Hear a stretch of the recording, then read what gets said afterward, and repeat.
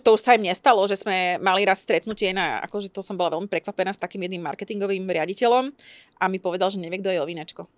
Tak som bola vtedy taká, že aha, dobre. No bola som taká, že tak tu už asi nemáme moc čo, že... Co dělat? Ja neviem, akože reálne, keď niekto robí na marketingu a nepozná týchto ľudí, tak mi to príde taký trošku red flag. Už v istom slova zmysle, no.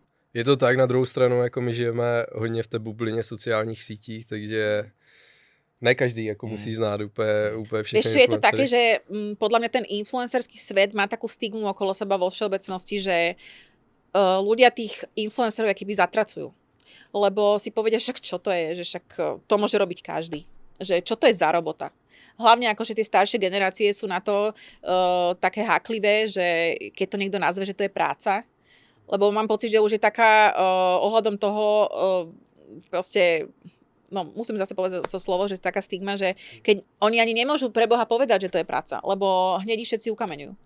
Ale reálne, keď je niekto tvorca a živí sa tým, že robí content a tvorí teda reklamu pre nejakých klientov, tak to akože není len tak. No, akože áno, niekto si povie, však to iba natočil video, lenže to je, že natočiť to, splniť briefing, tie briefingy sú brutálne.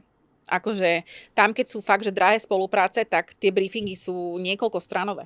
Že tam nemôžeš urobiť toto, porušiť tamto, že fakt tam akože sa slovíčkarí veľakrát. Je to vyčerpávajúce. Preto veľa z influencerov má momentálne už aj asistentov na content. To už normálne, že nová, ďalšia akože funkcia, platená, kde si oni platia ľudí, ktorí im ten content spracujú.